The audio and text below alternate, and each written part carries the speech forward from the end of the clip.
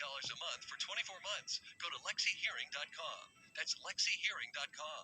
The sooner you order, the sooner you'll hear more of the life you love. The new CNN original series, Diana, Sundays at 9 on CNN. President Biden met with Congresswoman Pramila Jayapal at the White House today. She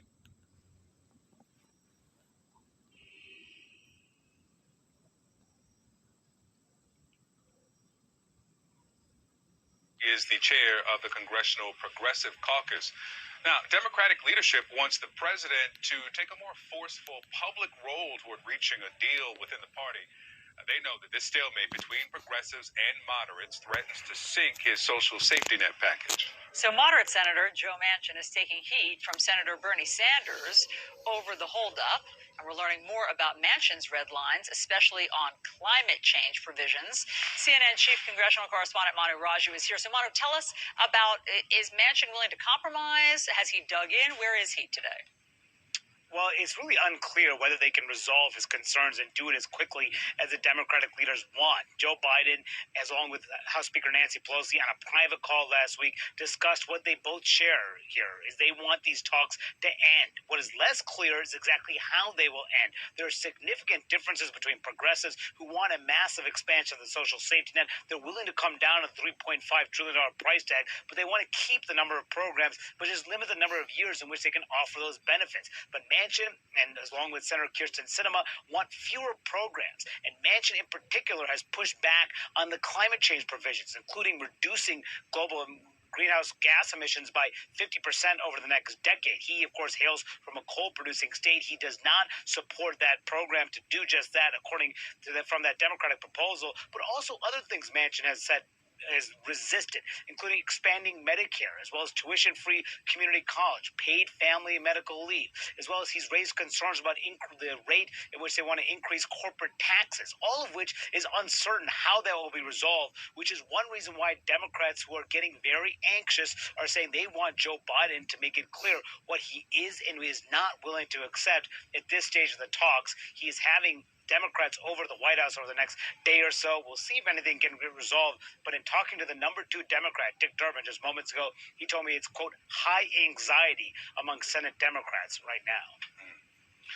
Well, Manu, we know that Senator Manchin does not like when party leaders come into local West Virginia media to try to influence him. He didn't like it when Vice President Harris did it through local interviews on television there. He certainly didn't like it this weekend when Senator Sanders published this op-ed in a local paper there. How is Senator Manchin responding?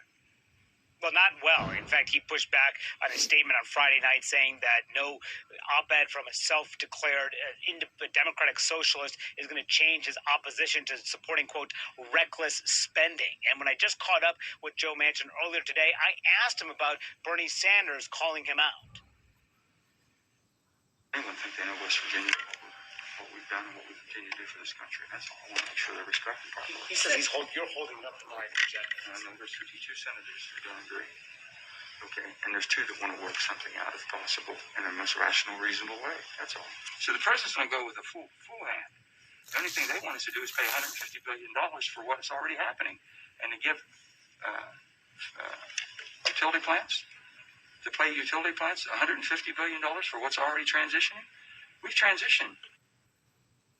So that last part is critical. What he's referring to there is the provision that would provide about $150 billion to electric utilities and power plants to force them to transition away from using fossil fuels. He says that it is not necessary because they're already transitioning away from fossil fuels. So he is drawing a red line and the central climate components of that plan. So how does this get resolved? It's still a question months after negotiations have been going on, guys.